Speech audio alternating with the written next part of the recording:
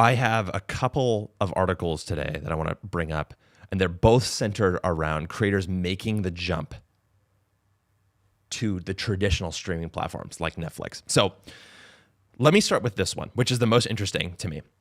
YouTuber Mark Rober is getting a Netflix series. Did you hear about this? No. So you know Mark Rober? Yep. Tell me what you know about him. Does crazy challenges or builds things, basically kind of like the exciting challenge guy that does the impossible and leans on quality, entertainment, and just doing the most interesting kind of ideas and uploads once a month. That's kind of what I know of Mark Rober. Yeah, he's a former NASA engineer. I think he's probably most famous for his fake like package stealing, busting things with HomePods, where like people take these things, they'll have like fart spray and glitter spray all over, things like that.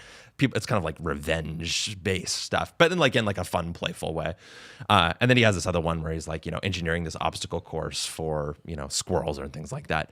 But you're right. High quality, high edits, high production, right? Very much kind of I would put him in the bracket of like the Mr. Beast of like the educational science space on YouTube in a lot of ways. So he is going to host a competition show on Netflix. It's debuting in 2026. And I can guarantee you, I think it talks about it in this Verge article right here, that it's sort of inspired by Mr. Beast's success with Beast Games on Prime Video. Let me tell you a couple more. Miss Rachel. You know Miss Rachel? Yes. Tell me what you know about Miss Rachel. She's the kids content creator that does a cutesy kind of, educational / entertaining content for kids. I'd say it's kind of like the PBS of YouTube. Yeah. So earlier this year, Netflix bought videos from Miss Rachel to come to the platform. Okay. Here's another one. In this same article, they mentioned Dude Perfect. You know Dude Perfect? Yeah, does the impossible in relation to sports. Always like takes on these crazy challenges. And what I know is the short version, they try to throw a football through like a small little ring that's, a mile away off a skyscraper. I don't know if they've ever done that, but yes. So I think you're getting the point. Netflix suddenly has their ears perk up after the success of Beast Games. Maybe they were thinking about this beforehand, but I think the timing is pretty coincidental that suddenly all these YouTubers, and I'll point that out again, these YouTubers are making the jump to these traditional streaming platforms, particularly Prime Video and Netflix. Now, I think that there's so much that we can tease out here in terms of what this means for the creator space, the creator economy, short form, long form. But I just want to know what your reaction is based off of hearing this news, because it sounds like you didn't know that they were having these discussions. Yeah, I don't think making the jump is an accurate rate to put it. They're basically being sold, right? And they're selling their content and their influence to Netflix. Yeah, so like from your perspective, Netflix's motivation is that these people, Netflix is looking for hits. When you say make the jump, typically the way I look at it, because I'm always about the creators, I'm supporting them, is they are actively making the jump, okay? Interesting. I'm pretty dang sure all three of those conversations were started by the Netflix side. And so the bridge was already built, so to speak. Yeah, well, no, the bridge was being offered basically, Sure. like for them. And then guess what? Payday was amazing. Yeah. So my general thoughts on it, it was inevitable. I said this in the beginning of the year that YouTube, if not on YouTube, just generally speaking, would basically birth the movie and TV stars of tomorrow. Is happening right now. And part of the reason that's happening is not just the YouTube content, the YouTube platform, or their reach. And obviously when I say reach, like the actual views, it's just that people are watching YouTube content on the television. Exactly. And it being on Netflix or on Prime, it doesn't matter. The only difference though is there's this paywall for Prime, for Netflix, for Hulu, for HBO Max, where YouTube does not have that. Now you have to watch ads on it, but it's free. So my other thought on it, so big payday, right? The viewers, they won't really know the difference because the device is not going to change for them, I think, in a lot of ways, at least TV viewers. Third, though, is there's more money coming into the space. This is just a early sign. It doesn't have to be. I don't know if the articles say the numbers, but it doesn't have to be 100 million. You know how many creators I know would totally sell out, I guess you could say. I think good for them, right? Yeah. For $10 million? Oh, I would. Oh my God. I'm sure there's people like $1 million. Yeah, put it on there. Yeah. Like $1 million. I'm just trying to think. I mean, like for us, AdSense wise, right? $1 million, right? Like in our heyday, I guess would have been like easily like 2 or 3 years, right? Could have been 2 years.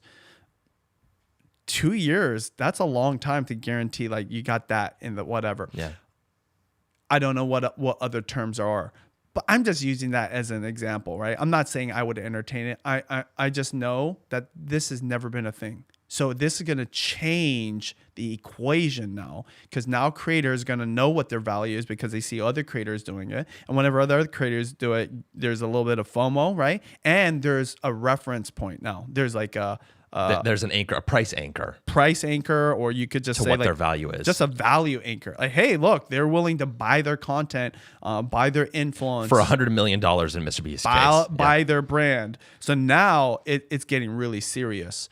The real question is, what does YouTube do? Yeah, what does YouTube do? And the question is whether they have to do anything. So this is what I was going to ask you is, would you say that all of those, I think I mentioned all four are primarily YouTubers, right? None of them have primary on short form. I mean, Dude Perfect, I know does some short form. Mark Rober does some short form, and of course Mr. Beast does as well, but like they're primarily YouTubers, right? Yeah, I can just give you one example. Yeah, please. That will answer the question, does YouTube need to do anything? And the answer is no. Now that's going to be contradictory to what I've said in the past. Like Sure. YouTube needs to do more. They need to give more things. But they always do. Yeah, everybody can But improve. what was the biggest acquisition of an influencer, period, to go from YouTube to another platform? What was the first really big one that like hit the airwaves, that was like front page, and they literally could not upload to YouTube? They had to upload to another platform. I actually don't know. To the tune of like Justin Bieber $150 million. Fred. No, it's none of those. Oh, Mr. Beast. Joe Rogan. Oh, interesting. Mr. Beast got offered a $150 million budget to produce a show, right? As far as I know, yeah. Joe Rogan actually got a check cut to him for $150 million, but worse, had to stop uploading to YouTube. Mr. Beast didn't, right? He could continue uploading to the thing. So not only did he make that jump, I remember like kind of being hurt a little bit because I was starting to become a fan of his content. Oh, interesting. And I was consuming on YouTube, and I really didn't want to download Spotify. Yeah. But I did just for Joe Rogan. That's really, frankly, That's a success story on your book, by the way. It totally is, right? But what happened to Joe Rogan years later? Started posting to YouTube. Not only did he get the bag again, he got the money. They said, if you want to upload to YouTube, that's all right. Do you think that was Spotify saying it, or that's Joe Rogan's team? 100% them negotiating. So not only did YouTube not have to do it, now we don't know what the truth is, right? Yeah. But I believe, if you're a betting man, I'd bet that Joe Rogan's team or he himself advocated like, hey, if we're going to re-sign with you, Spotify, you got to let us do our thing on YouTube. I don't know why, because what's interesting is he kept that mantle all those years of like the top dog. But guess what happened in his absence? So many other podcasts blew up. So many other podcasts, his friends' podcasts blew up. I think Andrew Schultz would be a good example of someone that continued to grow and grow and grow.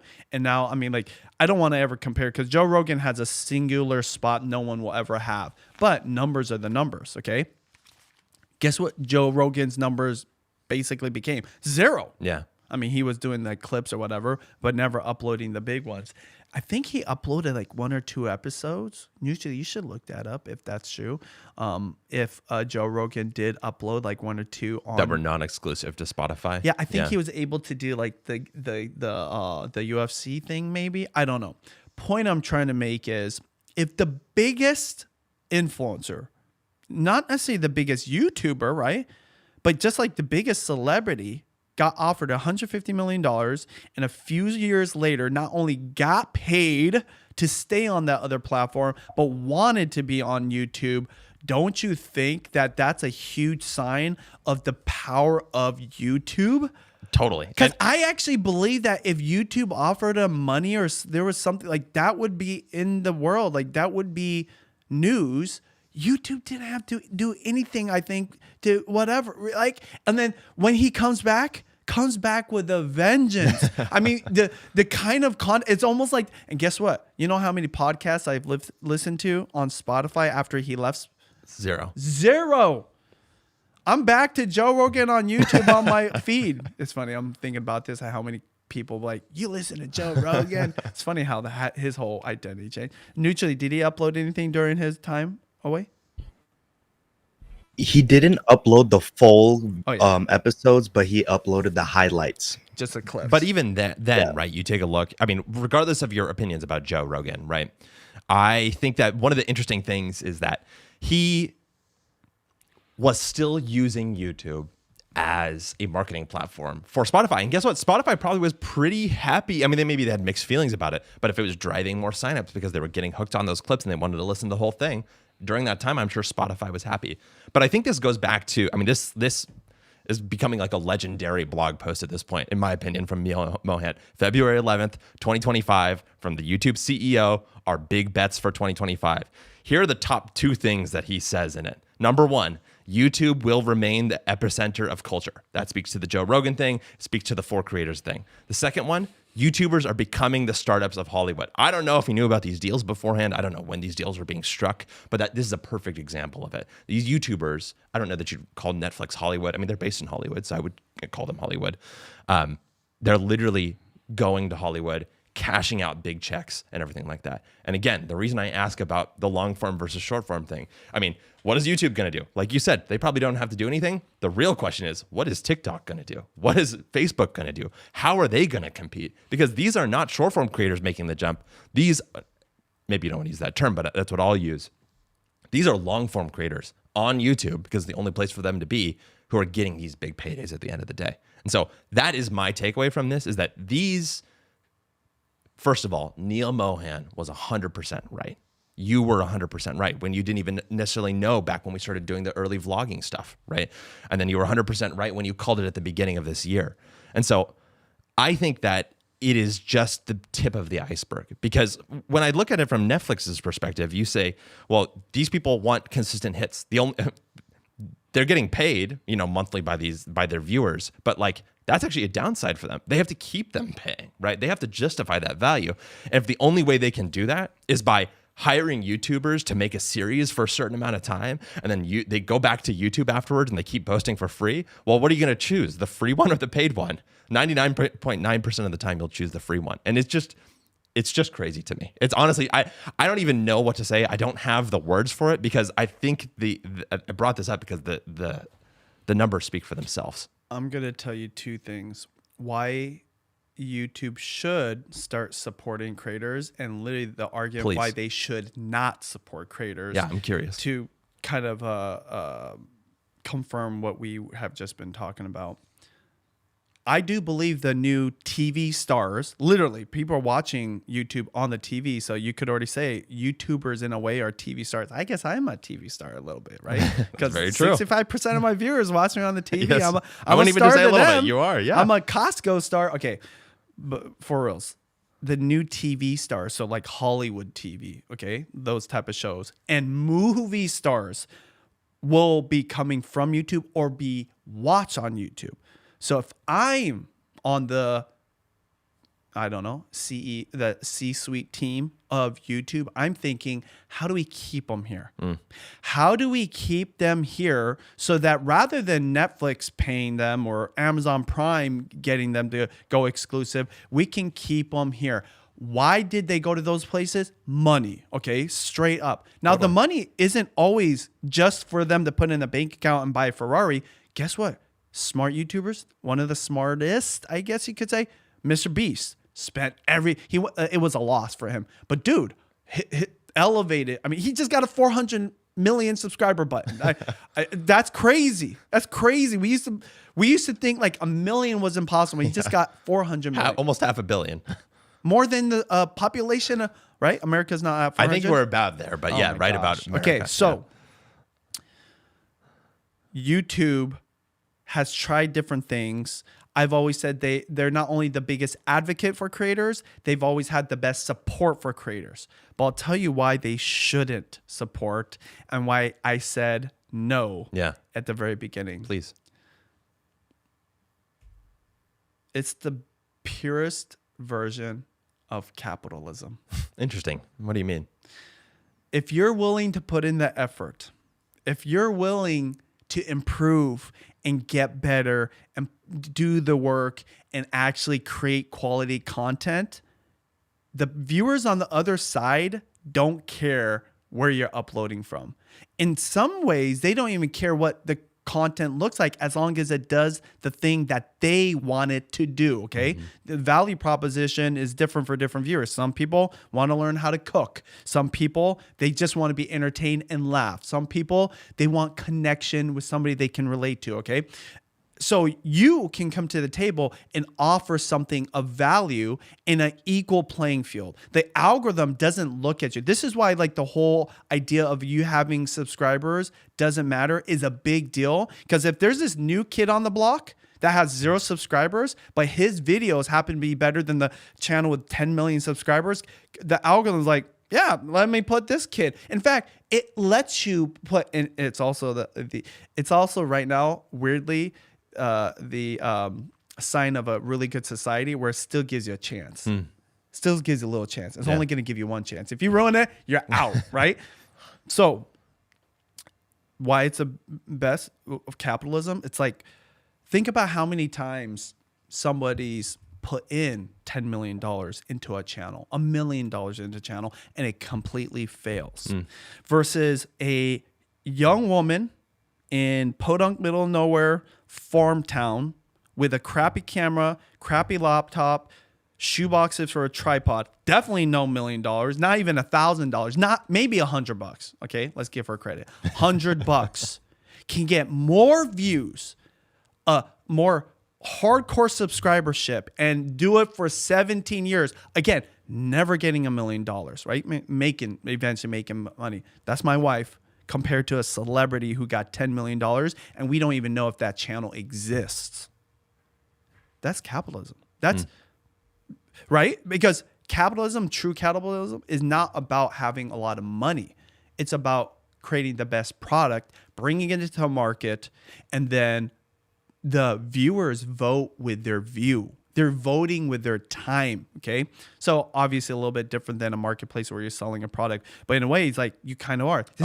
It is very similar though, because you take a look at like it's just that the currency is a little bit different here to some degree. I mean, like you can look at the money thing, but in this case, attention is the interesting thing between YouTube and Netflix, for example. So the reason I say YouTube should not is when you get in the way of it and you artificially try to create something, you kind of ruin the whole system. I mean, the argument right now is the government's too big, okay? Like there's too much welfare or there's too much support because in some mindsets, it doesn't build a strong individual, okay? Versus what I'm saying, it's like, if you gave Judy, my wife, $1 million at the beginning, would she have been as successful or more successful? I would actually argue no. It was the hard knocks. It was the days where she had to figure it out. It was kind of like the testing ground. Like you really love this so much, you're willing kind of to do it for free. That made you get the opportunities. And Mr. Beast is a prime example. Not only is he the #1 biggest subscriber, dude, he kind of represented the average user having a dream and just doing whatever he could do. Yeah. When I think about Mr. Beast's early days, I think of him at the computer going, Mr. Beast, Mr. Beast, Mr. Beast, Mr. Beast, Mr. Beast, Mr. Beast, Mr. Beast, right? If you don't know, I think he said his name 100,000 times. Something crazy. Completely free. What was it? Do you remember, Nuchili? Yeah, it was like 100,000 times. And then he also did the Logan Paul where he said Logan Paul like 100,000 times. Okay. Those are very low bar skills. to say a word 100,000 times. Perseverance, come on. But he did something no one else was willing to do. So because of it, a video was created that was like so fascinating. I want to watch this guy. Those videos, I think, were they chopped up or did he just let it play out? That's kind of interesting thing to think. Like, were they 3 or 4 hours long or did he chop them up? No, it's a 17-hour long video. Okay. Want to talk about the ultimate freaking booyah OG long form creator? What happens in 17 hours? You like do create a bond. Now, most people, what they do, they fast forwarded, right? They didn't. But I bet you there's a lot of people that kind of let it play in the background, kind of listen to it or whatever, okay? My point is this. Forget the word capitalism. Forget like what YouTube's done or not done.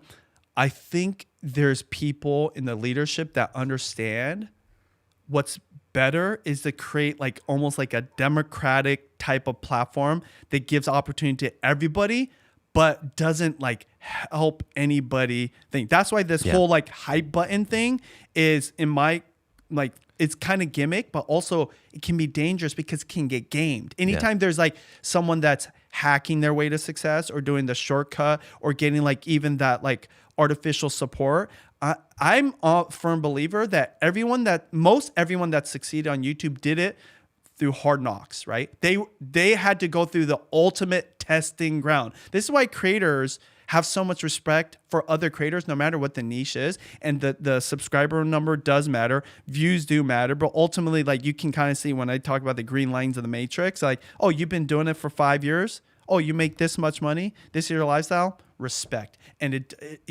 doesn't matter your political beliefs, doesn't matter your culture, your religion or anything. I've seen it literally play out at creator events like VidCon, people from completely different walks of life having this mutual respect because they know how hard it is. This is why I love teaching what I know, because if I can not necessarily even make it easier, but I can help you skip a few mistakes, which I guess I kind of even forgot what we're talking about. It was ultimately Mark Rober, what's her name? Miss Rachel. Miss Rachel and Dude Perfect getting these opportunities.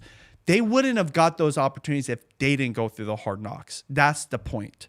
They had to earn their way to that. Because, there's been other people, these celebrities earned their way to their famous status and got influence. But on YouTube, they didn't earn it, right?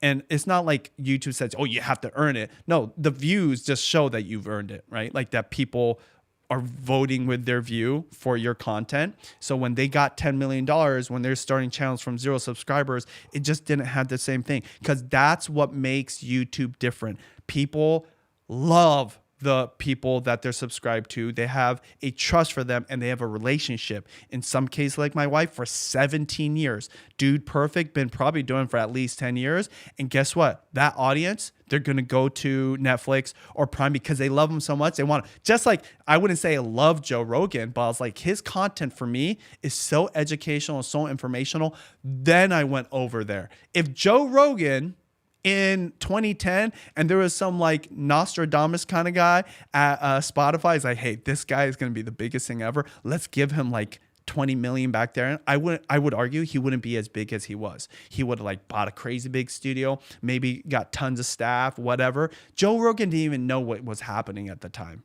It was the fact that he didn't know and he just kept going that made him special. Yeah, I think that what you're getting at is that YouTube is really the only platform that scales as much as any other platform. Like, you have a ceiling with short form. There's really only so high you can go. There's a reason that they're not jumping from TikTok to Netflix, right? But on YouTube, I mean, as much as we have qualms with YouTube Shorts, you could go start on YouTube Shorts and then you start uploading long form videos and then you could jump to Netflix, right? But even more than that, you could just start uploading to YouTube long form directly, slowly build your audience, and then develop, this is exactly what Mohan was saying, develop that startup attitude, become the startup of Hollywood, and then hone that audience so that you can get the payday with Netflix. I'm going to go ahead and finish by reading another little article here, which talks about Netflix's advertising ambitions. This is one of the big things that's happening right now. Have you seen any ads? Do you have Netflix? Yeah, I do. Yeah. Have you seen any ads on Netflix? I haven't seen the ads yet because I'd be furious.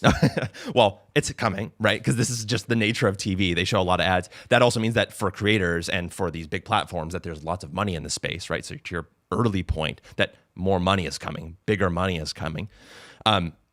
This is during his earnings call where he's talking about advertising. He's like, well, people are concerned about the economy and people expect advertising to slow down. We're not seeing it. Like, it's just growing. And that's just because the pie is getting so big so fast, right?